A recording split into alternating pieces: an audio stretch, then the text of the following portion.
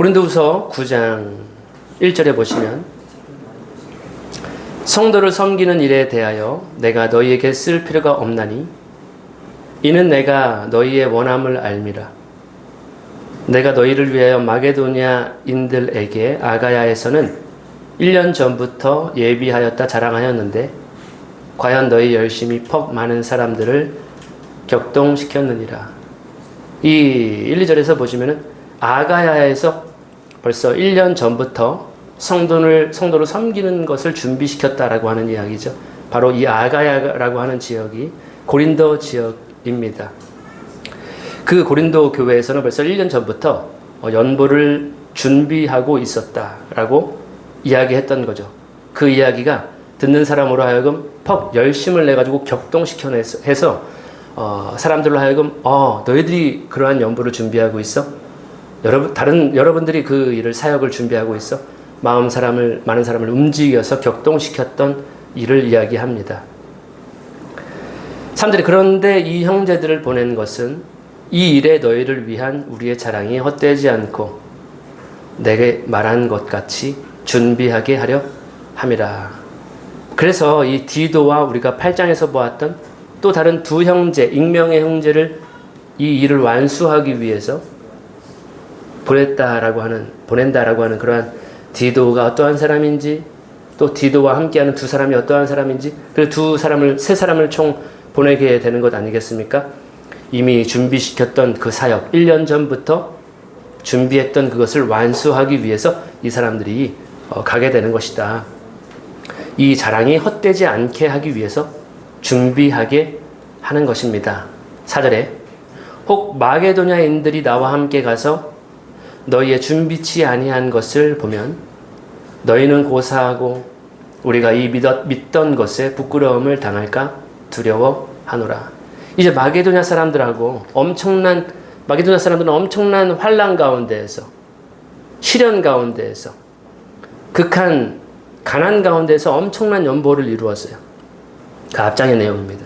그래서 그 사람들, 마게도냐 사람들과 함께 이제 고린도를 방문해서 1년 전부터 시작했던, 준비했던 그 사역이 어떻게 되어 가고 있는지, 완성된 것을 보기 위해서 가게 되었을 때, 만약에 너희의 준비치 아니한 것을 보게 되면 너희는 고사하고 우리 믿었던 것에 부끄러움을 당할까 두려움이 있다. 그래서 그 세 명의 형제를 보내게 되는 것이다. 이렇게 준비가 안 되어 있다면 부끄러운 상황이 되기 때문에 미리 준비를 시키려 했던 것입니다. 예, 제가 저희 집사람하고 여담이지만 성향이 많이 달라요. 여러분들 보시는 바와 같이 생긴 것도 많이 다르죠. 좀 길쭉한 것 같고 우리 시은이 엄마는 좀 달라요. 성격도 좀 다릅니다. 모르겠어요. 저는 이렇게 머리가 그렇게 좋은 편이 아니어서 설교를 하나 준비를 할 때도 설교가 하나 끝나잖아요. 그럼 바로 다음 설교를 준비하기 시작하거든요. 그렇게 해야 뭐가 될똥말똥한데 저희 애들 엄마는 당일 전에 그 전날에 그냥 벼락을 치는 경향이 좀 있습니다. 그래서 머리가 좋나 봐요. 그래서 아니 그걸 왜 벌써부터 준비해? 저한테는 그렇게 얘기를 하는데 나는 미리 준비해야 돼. 나는 여보처럼 머리가 좋지가 않아. 난 벼락치기가 성공률이 적어. 지금 이 성도를 섬기는 일도 마찬가지라는 거죠. 이 사역을 바울은 1년 전부터 준비를 시작했습니다. 그래서 헌금을 모으십시오. 그 준비가 안 돼 있다면, 시험이 바로 앞인데 준비가 안 돼 있다면 굉장히 부끄럽고 난처한 상황이 되어버릴 수 있죠. 예, 낙제를 받을 수 있을 두려움이 있는 것입니다. 그처럼 그래서 미리미리 지금 준비를 시키고 있는 것입니다. 5절에 이러므로 내가 이 형제들로 먼저 너희에게 가서 너희의 전에 약속한 연보를 미리 준비케 하도록 권면하는 것이 필요한 줄 생각하였노니 이렇게 준비하여야 참 연보답고 억지가 아니니라. 이 연보라고 하는 것도 성도를 섬기기 위한 모금 운동도 미리 준비가 되어 있어야 억지스럽지 않고 닥쳐서 하는 일이 아니라 미리미리 참 연보가 될 수 있도록 참 사역이 될 수 있도록 준비시키기 위해서 이렇게 권면을 드리는 것입니다. 그래서 우리가 16장 고린도 전서를 보시면 너희들이 일주일 동안 열심히 일해서 모았던 그 돈들 중에서 마음에 정한 대로 일주일에 한 번씩 저금을 하십시오, 모금을 하십시오, 헌금을 하십시오 라고 했던 그 이야기가 여기하고 이렇게 연결이 되는 것입니다.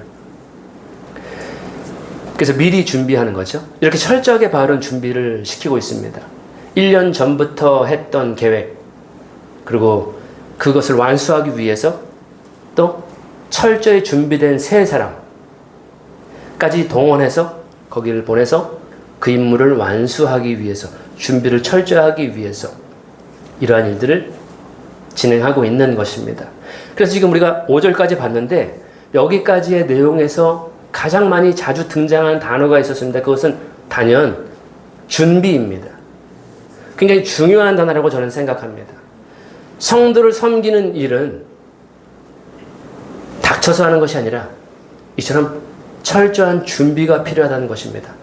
성도의 어려움을 돕고 영혼을 살리고 성도의 부족한 것들을 채워주는, 필요를 공급하는 이러한 사역은 철저한 준비 하에서 이루어져야 된다는 어떤 갑작스러운 충동으로 이루어지는 것이 아니라는 그러한 의미를 전해줍니다.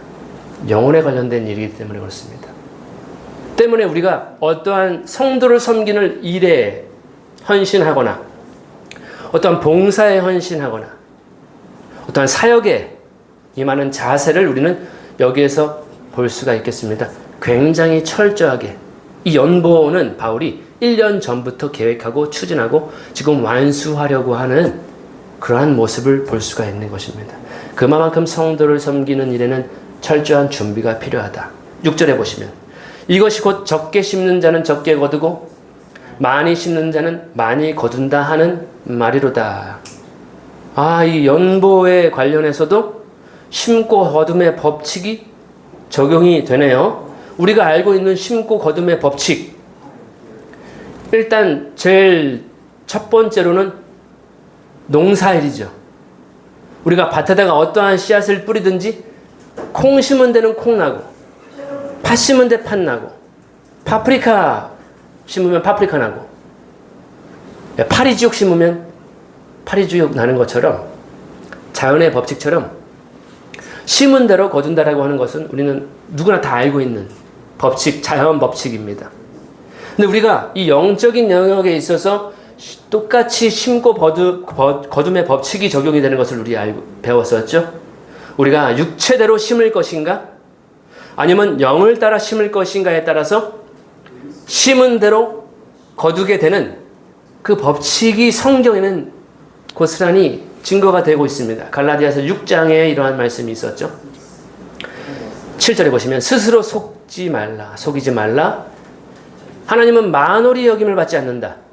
하나님은 조롱당하지 아니하신다. 누구에게 속임당하지 아니하신다. 사람이 무엇으로 심든지 그대로 거둘 것이다 라고 하는 것. 근데 사람은 스스로 속는 경우가 많아요. 이거 심어도 이거 몰래 심어도 이 열매 안 거둬지겠지. 이 씨앗 심어도 그냥 씨앗이 죽겠지 라고 하겠지만 갈라디아서 6장이 말하고 있는 것은 일반 씨앗의 씨가 아닙니다. 일반 열매의 열매가 아니라 8절에 보시면 자기 육체를 위해서 심는 자는, 우리가 육적인 일이 있죠. 정욕적인 일들이 있죠. 성경에서 그 많은 일들이 있죠. 그대로 심은 사람은 육체로부터 썩어진 것을 거두고 성령을 위하여 심는 자는 성령으로부터 영생을 거두리라. 이러한 심고 거둠의 법칙이 일반 농사에만 적용되는 것이 아니라 우리의 영적인, 우리의 인생 농사, 우리 영혼의 농사에도 분명하게 적용이 되는 것입니다. 이러한 것을 우리는 배웠습니다. 로마서에도 그런 말씀이 있죠. 형제들아 너희가 육신대로 살면 반드시 죽을 것이로되 영으로서 몸의 행실을 죽이면 살 것이다 라고 하는, 육으로 심든지 영으로 심든지 그 심은 대로 거두어지게 되었다고 하는 법칙이 영적인 법칙에도 적용이 되는 것. 우리가 배웠던 것입니다. 근데 여기 연보에 관련해서도 성도를 섬기고 후원하고 하는 일에도 관련해서 심는 대로 거두게 된다는 원리가 적용이 됩니다. 라고 바울은 지금 설명해 주고 있습니다. 적게 심으면 적게 거두고요. 많이 심으면 많이 거두게 됩니다. 라고 하는 거예요. 이 교리가 어디서 나온 것일까? 바울은 누구에게 이것을 배우고 지금 또 고린도 교회에게 이렇게 가르치고 있는 것일까? 바울의 스승이 누구인가요? 예수 그리스도가 그의 선생이죠. 누가복음 6장에 동일한 말씀이 비슷한 교훈 선상에 있는 교훈이 있습니다. 누가복음 6장 38절에 보시면 주라 그리하면 너희에게 줄 것이니 곧 후히되어 누르고 흔들어 넘치도록 하여 너희에게 안겨주리라. 너희의 헤아리는 그 헤아림으로 너희도 헤아림을 도로 받을 것이니라. 우리가 헤아리는 대로 그 사람을 이해하고 너그러이 대하는 대로 너희도 똑같이 더 누르고 꽉꽉 채워서 흔들어서 넘치도록 안겨줄 것이다. 예수님도 주라 그랬습니다. 그럼 더 받게 될 것이다. 여기에 우리가 이 한 구절만 보시면 안 되겠죠? 이 누가복음의 6장에 보면 용서하는 것도 용서해 주라. 그럼 너도 용서받을 것이다. 자비를 베풀어 주라. 너그러운 마음으로 그 사람의 필요한 것을 공급해 줘라. 그러면 너도 자비를 받게 될 것이다. 너도 긍휼함을, 불쌍히 여김을 받게 될 것이다. 사랑도 주라. 그러면 자네도 더 많은 사랑을 받게 될 것이다. 라고 하는 주는 것이 결국 더 받게 되는 것이다. 심은 대로 거두게 되는데 더 많이 거두게 된다라고 하는 신기한 법칙을 예수님은 제자들에게 이 땅에 계실 때 그렇게 가르쳐 주셨다는 것입니다. 동일한 법칙입니다. 그래서 7절에 다시 고린도 후서 9장으로 돌아오시면은 각각 그 마음에 정한 대로 할 것이요 인색함으로나 억지로 하지 말지니 하나님은 즐겨내는 자를 사랑하시니라. 즐겨내는 자를 사랑한다. 인색함으로나 이거 아까워. 이거면 벌써 내가 아이스 아메리카노 2잔 먹을 수 있는데 이거면 내가 저기 몰에 가가지고 내가 좋아하는 옷도 살 수 있는데 맛있는 타코벨도 먹을 수 있는데 이러한 생각 한단 말이에요. 아이고 아까워라. 인색함으로 그렇게 아이고 아까워. 그게 아니라 즐겨내는 자를 하나님은 사랑하신다라고 하는 것입니다. 이 즐겨내는 자, 이 박장대소하면서 행복해서 깔깔거리면서 유쾌하게 너무 기뻐서 자지러지는 그러한 마음으로 주는 자를 의미합니다. 왜 하나님은 그렇게 유쾌하게 왁자지껄하게 기쁜 마음으로 배를 부여잡고 웃는 사람 있죠. 상상이 되시죠? 그러한 마음으로 주는 사람을 기뻐하시고 사랑하신다는. 왜 그럴까요? 하나님은 물질이 필요 없습니다. 그분은 음식도 필요 없습니다. 지금 우리 지구상에서 우리가 가지고 있는 모든 자원들 하나님께서 필요가 없습니다. 그분은 영이십니다.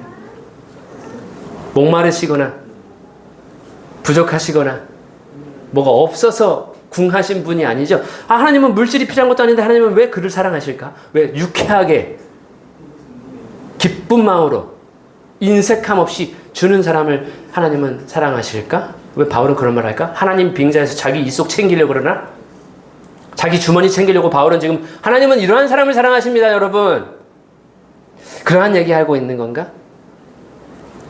근데 이 말이 사실이라면 하나님은 즐겨내는 자, 즐거움으로 주는 자를 사랑하시는 것이 사실이라면 우리가 하나님께 사랑받는 비결이 여기 있습니다. 너그러이 달라 하는 자에게 이거 필요하십니까? 내가 쓰는 아끼는 볼펜 있어요. 저 사람이 저 볼펜 하나만 주세요. 필요하십니까? 이렇게 기쁨으로 즐거운 마음으로 그 사람의 필요를 채워주는 그것은 하나님께 사랑받는 비결이 된다. 하나님은 즐겨서 기뻐하면서 주는 그 사람을 사랑하신다. 어떻게 사랑해 주실까요? 어떻게 보상해 주실까요? 8절에 나와 있습니다. 하나님이 능히 모든 은혜를 너희에게 넘치게 하시나니 이는 너희로 모든 일에 항상 모든 것이 넉넉하여 모든 착한 일을 넘치게 하게 하려 하심이라. 어떻게 보상해 주는가? 이러한 사람을 하나님이 능히 모든 은혜를 넘치게 해주신다. 모든 은혜. 은혜 중에 어떠한 것이 있나요? 그 중에 하나가 구원이 있습니다. 우리가 살 수 없는, 돈으로 살 수 없는 구원이라고 하는, 사망에서 생명으로 옮겨지는 그 구원이라고 하는 그 은혜. 하나님의 것은 우리가 살 수가 없어요. 그분께서 값을 치르신 것입니다. 근데 구원만 하더라도 얼마나 소중해요. 죄사함, 내가 지은 모든 죄 말끔하게 씻어주시는 그 은혜, 죄사함의 은혜, 그거 어떻게 돈으로 우리가 지불해요? 값을 지불할 수 없습니다. 그건 아들로만, 하나님의 아들로만 지불할 수 있는 거예요. 그 모든 은혜, 이뿐만 아니죠. 그 모든 은혜, 우리 삶에 때를 따라 필요한 은혜들이 있죠. 어릴 때는 이것이 필요하고요. 조금 장성하면 이것이 필요하고요. 결혼 정령이가 되면 하나님의 은혜로 배우자가 필요하고요. 모든 은혜가 필요합니다. 때를 따라서 우리는. 근데 그 모든 것을 능히 넘치게 해주신다. 그리고 항상 모든 것이 넉넉하다. 그래서 모든 착한 일을 넘치게 해주시는 은혜가 있다는 것이죠. 이렇게 하나님은 사랑을 보상해 주십니다. 다른 사람을 사랑한 것을 하나님은 그렇게 자신의 방편으로 보상해 준다는 거죠. 9절에 보시면 기록한 바 저가 흩어 가난한 자들에게 주었으니 그의 의가 영원토록 있느니라 함과 같으니라. 시편 112편 9절의 용인데요. 재물을 흩어서 빈궁한 자들에게 나눠줬더니 그의 의가 영원히 있다라고 하는 그러한 시인데요. 저는 이 112편에서 보면은 저는 예수님께 적용되는 시편이 아닌가라고 생각하거든요. 영원한 의를 모든 가난한 자, 심령이 가난한 자, 아무것도 없는 절대 빈곤자에게 예수님은 복이 있다라고 이야기하셨거든요. 그에게 흩어서 자신의 의로움을, 자신의 은혜를 베풀어 주시거든요. 영원토록 있는 예수님의 삶처럼 이러한 베품을 나누는 사람, 즐거워서 다른 사람의 도움을, 필요를 채워주는 그 사람은 예수님과 같은 그 의로움, 영원한 의로움으로 누릴 수 있겠다라고 하는 그 시편 내용을 인용합니다. 시편의 진리가 지금 고린도 교회에도 적용될 수 있습니다라고 하는 거죠. 하나님의 말씀은 영원합니다. 시편, 과거 수천 년 전에 사람이 기록한 그 하나님의 감동을 통해서 기록한 그 글귀가, 그 문장이 고린도 교회에도 적용이 되고요. 지금 이 글을 읽는 저와 여러분에게도 적용이 되는 영원하신 하나님의 말씀, 진리의 말씀입니다. 이렇게 10절에 보시면 심는 자에게 씨와 먹을 양식을 주시는 이가 너희 심을 것을 주사 풍성하게 하시고 너희 의의 열매를 더하게 하시리니 너희가 모든 일에 부유하여 너그럽게 연보를 함은 저희로 우리로 말미암아 하나님께 감사하게 하는 것이라. 11절부터 이제 보시면 바울은 저희라고 하는, 너희는 고린도 교회입니다. 고린도 교회 성도예요. 근데 지금 11절부터 너희가 모든 일에 부유해서 너그럽게 연보를 하면 저희로 하나님께 감사하게 하는 일이 이루어집니다. 저희라고 하는 공동체를 언급하고 있습니다. 너희도 있고요. 저희도 있는 거예요. 저희는 지금 누구냐면 이 고린도 교회의 연보를 받게 될 예루살렘 성도를 의미합니다. 지금 바울이 이 모금 운동을 하는 이유는 예루살렘의 교회가 극심한 어려움이 있었고, 기근도 있었고, 환란도 있었고, 여러 가지 어려움들이 많이 있었어요. 그래서 그들을 위해서, 예루살렘 성도를 위해서 지금 모금을 하고 있는 것이죠. 그래서 저희는 예루살렘 성도입니다. 12절에 이 봉사의 직무가 성도들의 부족한 것만 보충할 뿐 아니라 사람들의 하나님께 드리는 많은 감사를 인하여 넘쳤느니라. 이 봉사는 그래서 성도들의 부족한 것만 보충하는 유익만 있는 것이 아니라 하나님께도 감사를 넘치게 하는, 사람에게도 유익하고 하나님께도 유익한 그러한 직무입니다. 그래서 이 연보가 주는 의미를 13절부터 이 직무로 증거를 삼아 너희의 그리스도의 복음을 진실히 믿고 복종하는 것과, 첫 번째 의미죠. 저희와 모든 사람을 섬기는 너희의 후한 연보와 관대한 나눔, 그것을 인하여 하나님께 영광을 돌리고, 첫 번째 이 연보가 주는 의미가 뭐냐면 고린도 성도들이 그리스도의 복음을 진실히 믿고 있다는 것, 그리고 그 복음에 복종하고 있다는 것을 증명하는 것이 되는 것이고요. 또 이 후한 연보, 관대한 나눔을 통해서 저희라고 하는 예루살렘 성도들이 하나님께 영광을 돌리게 하는 역사까지 이루어내는 것이고요. 또 14절에 보시면 또 저희가 너희를 위하여 간구하며 하나님의 너희에게 주신 지극한 은혜를 인하여 너희를 사모하느니라. 이 은혜를 인해서 저희, 14절에 보시면 저희 예루살렘 성도들이죠. 고린도 교회를 위해서 기도하고 간구하는 역사가 일어나고요. 또 너희를 지극한 은혜로 인해서 너희를 사모하게 된다. 예루살렘 성도들의 대부분은 유대인들이 많습니다.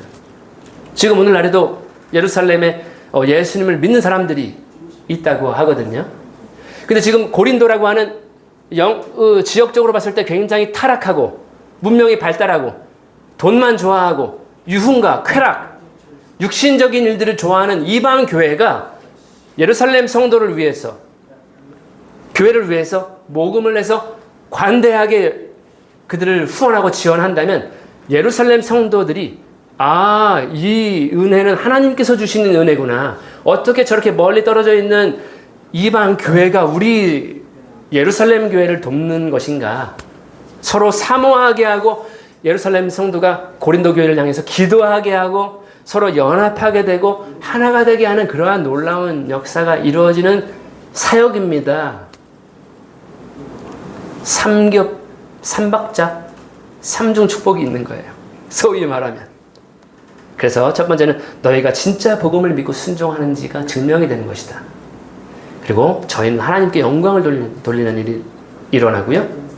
그리고 예루살렘 성도와 이방 고린도 성도 간에 서로 사모함과 열망이 서로 생기게 되는 것이다. 마지막 구절입니다.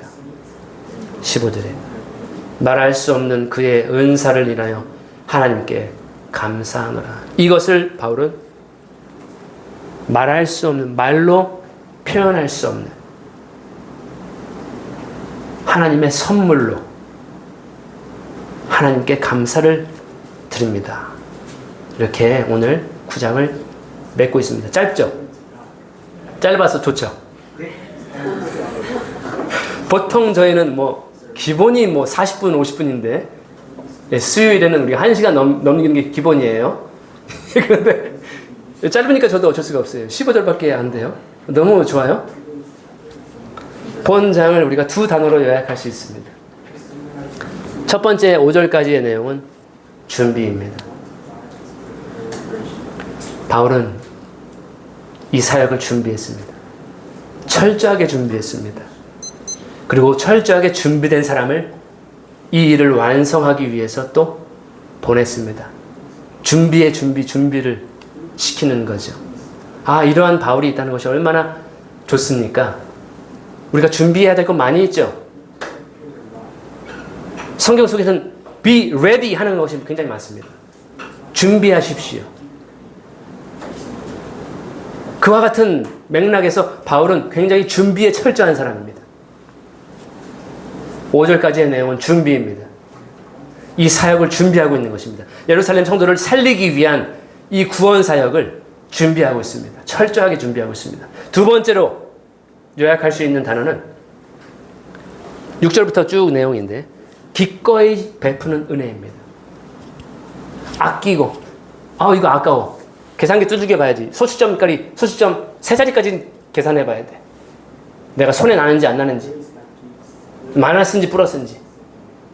그게 아니라 넉넉하게, 후하게, 즐거운 마음으로 기쁘게 주는 은혜로 요약해 볼 수 있겠습니다. 이 둘을 합하면 뭐냐면 준비된 은혜입니다. 개인을 개인의 신앙을 온전함을 증명하는 준비된 은혜고요. 하나님께 영광을 올리게 되는 그러한 준비된 은혜. 그리고 예루살렘과 이방이 하나가 되는, 사모하게 되는 그러한 은혜. 한마디로 모든 사람을 만족시키는, 충족시키는 그러한 은혜. 그 은혜를 완성하도록 지금 바울은 권면하고 있는 것입니다. 오늘 구절을 통해서. 준비된 은혜. 우리도 이렇게 은혜에 준비되면 얼마나 좋습니까? 넉넉하고 후한 것, 너그러움으로 마음이 인색함이나 이렇게 뭐 철저한 계산이나 이런 것이 아니라 주는 마음, 그냥 흘려버리는 거예요. 주는 마음, 그 은혜로 준비되면 얼마나 좋겠습니까? 오늘 9장은 준비된 은혜입니다. 예, 은혜를 준비하셔야 됩니다. 우리가 사역에도 있어서, 봉사의 준비에도 있어서, 어떠한 성도를 섬기는 일에 있어서도 준비되지 않으면 안 되죠. 가장 준비해야 될 것이 뭔가요? 예수님의 다시 오심을, 그가 가지고 올 은혜를 우린 또 준비하고 있어야 됩니다. 준비 없이 되는 것은 없습니다. 하나님의 일에서는. 저는 그래서 이 하나님의 일, 준비된 은혜, 저는 하나님께서는 어떠한 것을 준비하셨는가, 어떠한 은혜를 준비하셨을까를 생각해 보습니다. 하나님이 준비하신 만세 전 혹은 영원 전에 준비하신 그 은혜가 무엇인가? 그리고 영원 전에 준비한 은혜, 하나님께서 모든 사람을 만족시키는, 그리고 그것을 주시는데, 그 은혜를, 준비된 은혜를 주시는데, 아까워. 이거 나 하나밖에 없는데. 이거 주면 나 아들 없어지는데. 아까워서 궁색함으로, 인색함으로, 아이고, 계산기 두들려가지고 하지 않고, 기꺼이, 아낌없이 우리에게 주신 그 예수님이 생각나더라고요. 하나님은 영원 전에 준비하셨습니다, 이것을. 그리고 아낌없이 십자가에 아들을 내어 주셨습니다. 로마서 보시면, 8장에 보시면 이러한 말이 있습니다. 자기 아들을 아끼지 아니하시고 우리 모든 사람을 위하여 내어주시니가 어찌 그 아들과 함께 모든 것을 우리에게 주시지 아니하시겠느냐. 아들 주시면 다 했죠. 안 주고 싶은 게 없는 거죠. 다 주시고자 하는 것이죠. 아들을 아끼지 않고 모든 사람에게 내어주셨는데, 사실 아들이 그분께는 전부거든요. 하나님과 나는, 예수님이 그런 말씀하셨죠. 하나님과 나는, 아버지와 나는 하나다라고 했습니다. 아들을 주는 것은 하나님 자신을 주시는 거예요. 그 아들도 아끼지 아니하시고 그냥 퍼주시는 거예요. 그래서 이 팀 켈러 목사님은 그러한 책을 지으셨죠. 탕부 하나님. 어떻게 방탕하게 아들을 주시는 하나님이 어디 있어? 자기 아들을 죄인들의 유익을 위해서 주시는 분이 어디 있어요? 하나님은 그렇게 준비하셨고 그 은혜를 아낌없이 주셨다는 거죠. 그래서 바울은 본문에서 연보의 은혜를 설명하는 거예요. 이 본문을 보면 돈 내라는 것인가, 또 돈 얘기네. 교회만 오면 돈이야. 돈으로 듣지 마시고, 돈으로 이해하지 마시고, 준비된 은혜로 이해하시면 좋겠습니다. 저는 그래서 이 본문을 통해서 저는 누가 선명하게 보이냐면 하나님 아버지께서 준비하신 그 은혜, 예수 그리스도가 너무 선명하게 보였습니다. 하나님은 왜 즐겨 주는 자를 사랑하시는가? 이해가 됩니다. 하나님 자신이 미리 준비하시고 아낌없이 아들을 주시는 그 사람은 하나님과 닮은 사람이기 때문에 그렇습니다. 우리가 자식 낳고 키워보잖아요. 자식이 왜 예뻐요? 저놈 얼굴을 보면은 날 닮았네. 내 모습이 저기 있네. 희한하네. 이 DNA는 참 경이로워. 요놈 보면 요 부분은 엄마 닮고 요 부분은 아빠 똑 닮았네. 자식 농사는 거짓말을 못하는구나. 하나님이 자신과 닮아있는 그 사람을 얼마나 사랑하시겠. 그래, 잘한다 내 아들. 우쭈쭈쭈. 넌 내 새끼. 아이고 눈에 넣어도 안 아픈 내 새끼. 하나님이 그렇게 자신과 닮아있기 때문에, 아들의 형상을 닮았기 때문에, 예수님을 닮았기 때문에 사랑하시는 것이 아닐까요? 그래서 그래, 그거 너 더해. 내가 다 해줄게. 너는 그냥 그거 열심히 해. 아빠는 너 다 후원할게, 지원할게. 하나님 다 주시는 그러한 분이십니다. 안 준다고 떼쓰지 마세요. 정확하게 필요한 때 하나님은 주시는 분이십니다. 때문에 우리도 이 말씀을 보는 이상 인색함으로는, 궁색함으로는, 억지로 못 이겨서 시키니까 하는 것이 아니라 즐거운 마음으로, 기쁜 마음으로 철저하게 은혜를 준비해서 너그럽게 필요한 사람에게 그렇게 주는, 즐거운 마음으로 주는 그런 말할 수 없는 은사를 준비하는 저와 여러분, 우리 교회가 되면 얼마나 좋을까 생각을 해봤습니다. 기도하겠습니다. 주님 감사드립니다. 하나님이 얼마나 우리를 사랑하시는지 그것은 이미 증명됐습니다. 우리를 위해서 얼마나 아낌없이 주시는 하나님이신지 그건 우리가 잘 알고 있습니다. 다시 한번 기억나게 하심에 감사를 드립니다. 이 말씀대로 이제 저희도 하나님을 닮기를 원합니다. 예수님을 닮기 원합니다.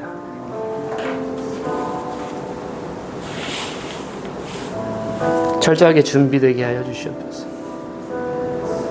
성도를 섬기는 일과 주님을 섬기는 일과 하나님께 영광이 되는 일들에 준비하는 주님의 백성 되게 하여 주시옵소서. 그리고 그 준비된 것을 억지가 아닌, 내 이익을 위해서가 아닌, 그 필요한 사람을 위해서, 모든 사람을 위해서 즐거운 마음으로 베풀어주는 그러한 은혜의 사람이 되게 하여 주시옵소서. 주님 감사와 찬양을 드립니다. 특별히 저희에게 예수님을 주셔서 감사드립니다. 예수님, 저를 위해서 몸 깨뜨신 것에 감사를 드리고 저를 위해서 피 흘리신 것에 감사를 드립니다. 이 시간 저희들 그걸 기념할 것입니다.